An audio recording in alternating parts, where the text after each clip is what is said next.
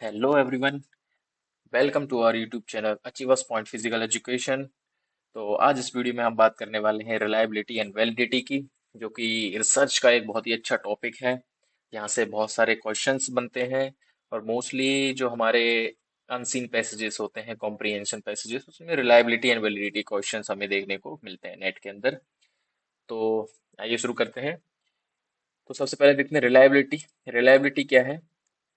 It means that any results produced in a scientific investigation must be more than one of finding and repeatable।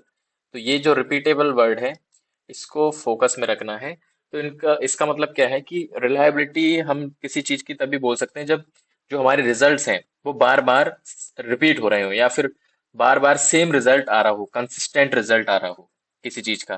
तब हम बोलेंगे कि वो चीज reliable है। रिलायबल मीन्स भरोसेमंद। ठीक है, जैसे कि कोई भी इंसान आपके लिए एक बार कुछ कर देगा तो इसका मतलब ये नहीं कि वो भरोसेमंद इंसान है। आपको उसको बार बार उससे मिलना पड़ेगा, बार बार देखना पड़ेगा कि वो हमारे लिए क्या क्या करता है, उसके बाद उस पर भरोसा होता है ना। तो वैसे ही रिलायबिलिटी है कि जब कंसिस्टेंट रिजल्ट कोई रिसर्च हमें देती है, कोई टेस्ट हमें देता है, तो उसको हम रिलायबल टेस्ट मानते हैं, रिलायबल रिसर्च मानते हैं। ठीक है। The other scientists must be able to perform exactly the same investigation using the same method and generate the same result। तो इसका मतलब ये है कि अगर कोई आपकी रिसर्च है वो रिलायबल है, तो जो नेक्स्ट कोई उस पर रिसर्च करेगा सेम टॉपिक के ऊपर, इन्वेस्टिगेशन जब करेगा, तो सेम मेथड यूज करके उसको भी सेम रिजल्ट्स मिले। ठीक है, तो इसका मतलब आपकी रिसर्च के अंदर रिलायबिलिटी है। आपने रिसर्च खत्म करी अपनी, दूसरा कोई उसी टॉपिक पे रिसर्च करना चाह रहा है दोबारा से, तो वो सेम मेथड यूज करे, उसको सेम रिजल्ट्स मिले। ठीक है, तो उसको हम क्या बोलेंगे? रिलायबिलिटी बोलेंगे। तो सिंपल सा वर्ड है, कंसिस्टेंसी होनी चाहिए। कंसिस्टेंसी को हम रिलायबिलिटी बोल सकते हैं। ठीक है। नेक्स्ट क्या है? वैलिडिटी। तो validity is the extent to which a investigation measures what is suppose to be measure. ये जो वर्ड है boss, what is suppose to be measure, यहाँ से वैलिडिटी का पता चलता है कि हमें क्या मेजर करना चाह रहे हैं। जिस चीज को हम मेजर करना चाह रहे हैं, क्या वो चीज हम मेजर कर पा रहे हैं उस रिसर्च में? क्या वही चीज हम वही रिजल्ट्स हमें मिल रहा है जो हम चाह रहे हैं? ठीक है, तो उसको हम वैलिडिटी बोलते हैं, है ना। जैसे कि यहाँ पे एक एग्जांपल लेते हैं। ये जो नीचे डायग्राम दिख रहा है, इसमें शूटिंग एक्यूरेसी चेक कर रहे हैं हम किसी पर्सन की, चाहे वो पिस्टल शूटर हो या आर्चरी हो। ठीक है, तो अगर वो इंसान बार बार हिट कर दे, अगर सेंटर पे यहाँ पे हिट कर रहा है बार बार, तो इसका मतलब हम जो एक्यूरेसी चेक करना चाह रहे थे वो हम मेजर कर पा रहे हैं। ठीक है, तो ये उसकी वैलिडिटी होगी। बट अगर वो सेंटर में हिट नहीं कर रहा है, हिट तो कर रहा है लेकिन बाहर कर रहा है, यहाँ पे कभी यहाँ पे कभी यहाँ पे, एक आध बार हिट कर दिया बाई चांस, फिर कहीं कहीं पे हिट कर रहा है, इसका मतलब उसके अंदर वैलिडिटी नहीं है। जो हम रिसर्च कर रहे हैं तो वैलिड नहीं है, क्योंकि एक दो बार हमें रिजल्ट मिला, बट हमें बाकी बाकी बार उसने बाहर सूट किया। तो इसका मतलब क्या, वो जो चीज हम मेजर करना चाह रहे हैं वो चीज हमें नहीं मिल रही, तो ये वैलिड नहीं है। ठीक है। अब in a valid investigation the results gained will be as close as to reality as possible. ठीक है, मतलब वो रियल रियल जैसे हमें रिजल्ट्स मिलते हैं अगर वैलिड होती है कोई इन्वेस्टिगेशन रिसर्च, तो जो रियलिटी है वही रियलिटी हमें देखने को मिलती है रिसर्च के अंदर। ठीक है, एज इट इज। अगर हम एक वेरिएबल को कांस्टेंट रख के बाकी मतलब एक वेरिएबल को चेंज करें, बाकी चीज कांस्टेंट रख दें। ठीक है, जैसे कि अगर हम एक्यूरेसी चेक कर रहे हैं, तो सिर्फ हम एक ही वेरिएबल को चेंज करें, चाहे वो हाइट हो या फिर लेंथ हो, डिस्टेंस हो। ठीक है, बाकी चीजों को हम सेम रख दें, जैसे आउटर इन्वायरमेंट है। ठीक है, तो ऐसे वेरिएबल्स को हम बाकी चीजों को अगर सेम रख के एक ही चीज में मैनिपुलेशन करके देखें, तो हमें मिल जाएगा कि वो चीज वैलिड है कि नहीं है। ठीक है, तो आप इस डायग्राम में देख सकते हो, यहाँ पे लिखा है रिलायबल बट नॉट वैलिड। ये चीज इस डायग्राम में ये शो कर रहा है, ये चीज रिलायबल तो है बट वैलिड नहीं है। क्यों? क्योंकि जब हम शूटिंग एक्यूरेसी चेक कर रहे हैं तो उसको मिडिल में हिट करना चाहिए था, उसकी एक्यूरेसी हम बता पाएंगे। लेकिन वो हिट तो कर रहा है वो बोर्ड को, बट मिडिल में नहीं कर रहा है, तो रिलायबल तो है। ठीक है, एक जगह पे बार बार हिट कर रहा है, मतलब कंसिस्टेंसी है उसके अंदर, बट एक्यूरेसी नहीं है। मतलब जो चीज हम चेक करना चाह रहे हैं वो चीज मेजर नहीं हो रही है। ठीक है, मिडिल में हिट नहीं कर रहा है, तो ये चीज रिलायबल तो है बट वैलिड नहीं है। ठीक है, अगर वो मिडिल में हिट करता बार बार, तो वो वैलिड भी होती और रिलायबल भी होती। ठीक है।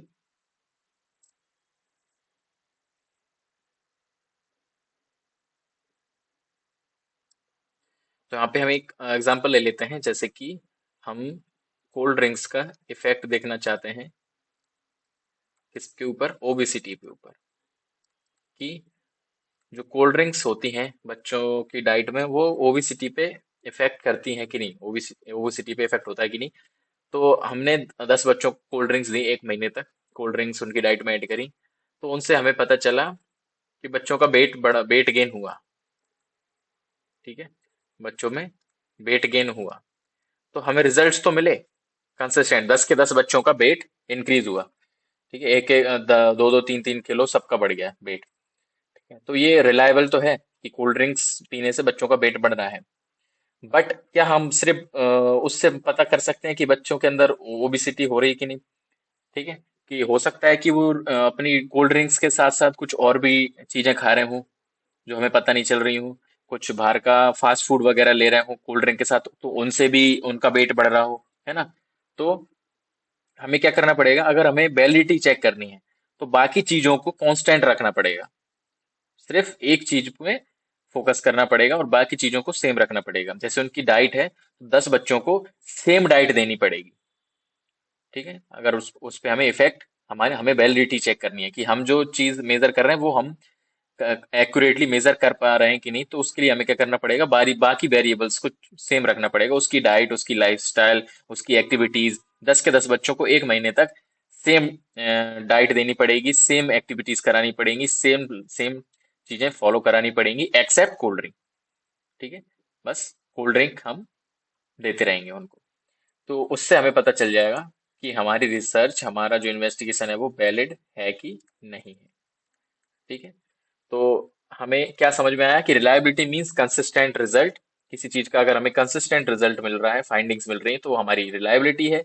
और अगर जो चीज हम मेजर करना चाह रहे हैं, जिस चीज का इफेक्ट जिस चीज पे देखना चाह रहे हैं, उसका ही इफेक्ट अगर उस पर पड़ रहा है, सेम पता चल रहा है हमें, तो वो चीज हमारी वैलिड है। ओके, नेक्स्ट हम देखते हैं, तो क्या है, reliability means results are consistent. दो बातें हमें पता चली। रिलायबिलिटी का मतलब है कंसिस्टेंट रिजल्ट, एंड वैलिडिटी का मतलब है रिजल्ट सेटिस्फाई ऑब्जेक्टिव। जो हमारे ऑब्जेक्टिव्स हैं, जो चीज हम फाइंड आउट करना चाह रहे हैं, उसको हमारे रिजल्ट सेटिस्फाई कर रहे हैं कि नहीं। ठीक है, सिंपल सी बात है, ये दोनों चीजें आपको याद रखनी है। इस डायग्राम से हम समझने की कोशिश करते हैं। इसमें है रिलायबल बट नॉट वैलिड।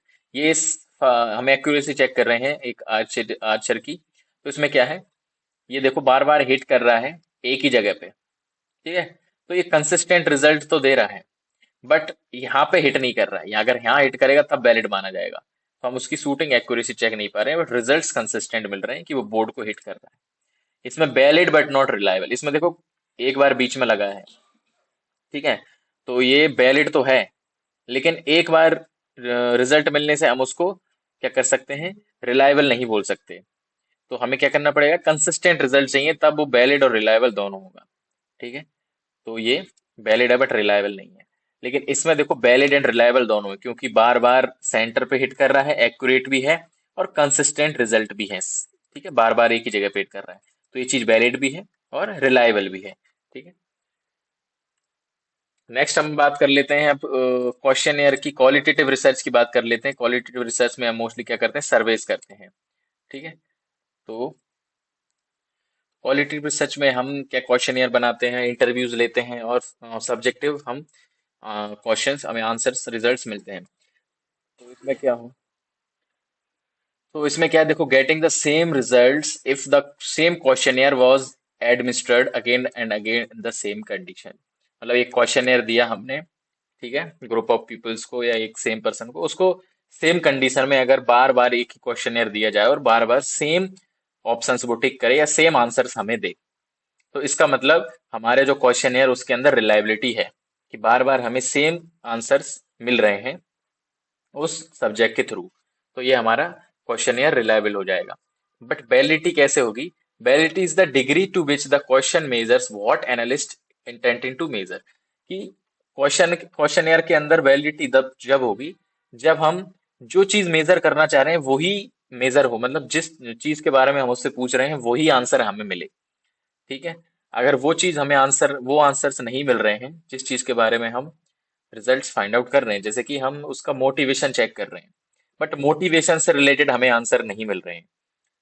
ठीक है, सेम आंसर्स तो मिल रहे हैं उस क्वेश्चन के अंदर, बट दूसरी चीज के बारे में मिल रहे हैं, मोटिवेशन से रिलेटेड आंसर्स नहीं मिल रहे हैं। तो इसका मतलब वैलिडिटी नहीं है हमारे क्वेश्चन के अंदर। वैलिडिटी तब होगी जब वो मोटिवेशन से रिलेटेड ऑप्शन टिक करेगा, मोटिवेशन से रिलेटेड क्वेश्चंस के आंसर्स सही देगा। ठीक है, और फिर बात कर लेते हैं reliability and validity in research. तो इसमें क्या है, reliability it has no role to play in evaluation process, और वैलिडिटी का मतलब it plays an important role in evaluation. जब भी हम एवेल्यूशन करते हैं रिसर्च के अंदर, एनालाइज करते हैं, तो रिलायबिलिटी का इतना रोल नहीं है, कोई रोल नहीं है, क्योंकि रिलायबल तो कोई भी रिजल्ट्स हो सकते हैं, बार बार सेम रिजल्ट हमें मिल सकता है। कोई भी हम टेस्ट लगा रहे हैं, एंडोरेंस टेस्ट हम लगा रहे हैं, तो एंडोरेंस मिलेगा। एंडोरेंस टेस्ट कर रहे हैं बच्चों का, तो एंडोरेंस ही चेक होगा बार बार। ठीक है, लेकिन वो वैलिड है कि नहीं, जो चीज हम मेजर करना चाह रहे हैं वो मेजर कर रहा है कि नहीं, बहुत इंपॉर्टेंट है। तो वैलिडिटी बहुत इंपॉर्टेंट रोल प्ले करती है वैल्यूएशन में, डेटा एनालिसिस में। ठीक है, a tool which is reliable can not be consider to a valid. कि कोई टूल है, कोई टेस्ट है, वो रिलायबल है लेकिन उसको हम वैलिड नहीं बोल सकते। ठीक है, वही मैंने बताया कि कोई चीज रिलायबल बहुत इजीली हो सकती है, लेकिन वो चीज वैलिड है कि नहीं उसको प्रूफ करने के लिए रिलायबिलिटी काफी नहीं है।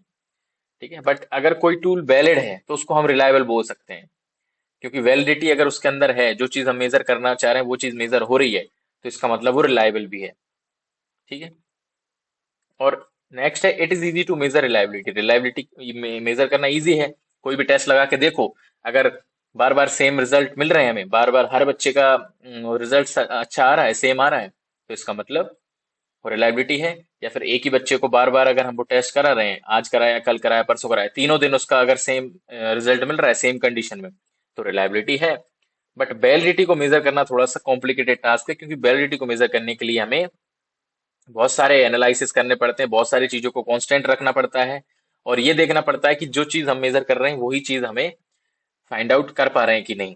ठीक है, अगर एंडोरेंस हम चेक कर रहे हैं किसी पर्टिकुलर चीज का, तो एंडोरेंस तो मिल रहा है हमें उस टेस्ट से, लेकिन उस पर्टिकुलर चीज पे फोकस नहीं कर पा रहे हैं जिस चीज का इफेक्ट हम देखना चाह रहे हैं। तो उसके लिए हमें क्या करना पड़ेगा, बाकी वेरिएबल्स को सेम रखना पड़ेगा, कुछ एक्सपेरिमेंट देना पड़ेगा, ट्रीटमेंट देना पड़ेगा, है ना। तो वैलिडिटी को मेजर करना थोड़ा सा कॉम्प्लिकेटेड टास्क है, इसमें बहुत सारे टेस्ट लगाने पड़ते हैं एनालाइज करने के लिए।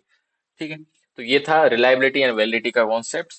ठीक है, आई आई थिंक आप लोगों को क्लियर हो चुका होगा। और बाकी types of reliability, types of validities भी होती हैं रिसर्च के अंदर, तो उनके लिए, उनके बारे में हम बात करेंगे नेक्स्ट वीडियो में।